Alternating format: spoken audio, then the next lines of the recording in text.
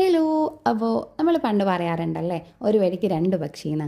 അതേപോലെ ഒരു വെടിക്ക് രണ്ടാളെ സർപ്രൈസ് ചെയ്ത കഥയാണെന്ന് പറയുന്നത്.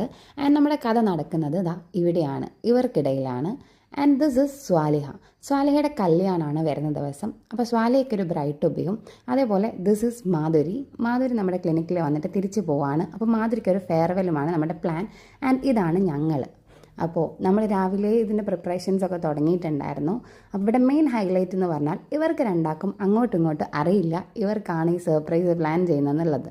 അപ്പോൾ ഇവിടെ മെയിൻ നമുക്ക് ഹെൽപ്ഫുൾ ആയിട്ടുള്ളൊരു കാര്യം എന്ന് പറഞ്ഞാൽ മാധുരിയുടെ അടുത്ത് തലേ ദിവസം നമ്മൾ മെസ്സേജ് അയച്ച് പറഞ്ഞിട്ടുണ്ടായിരുന്നു നാളെ സ്വാലിഹയുടെ ബ്രൈഡ് ടു ബി ആണ്. അപ്പോൾ സ്വാലിഹയെ അറിയാതെ നോക്കണം എന്നുള്ള രീതിയിൽ നമ്മൾ മാധുരിനെ കൺവിൻസ് ചെയ്തിട്ടുണ്ടായിരുന്നു. Yes guys, we are convincing stars.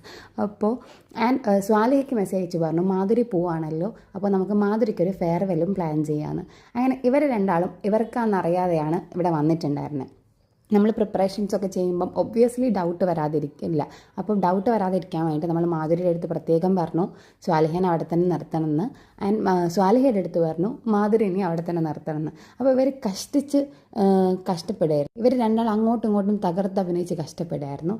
And finally നമ്മുടെ പ്രിപ്പറേഷൻസും ഡെക്കറേഷൻസും ഒക്കെ കഴിഞ്ഞു. Her reaction was really priceless. അടിപൊളിയായിരുന്നു. നമ്മൾ ശരിക്കും സർപ്രൈസ് ആയിട്ടുണ്ടായിരുന്നു. ആൻഡ് നമ്മുടെ ഡെക്കറേഷനും കാര്യങ്ങളൊക്കെ ഇഷ്ടപ്പെട്ടു എന്ന് പറഞ്ഞു രണ്ടാക്കും.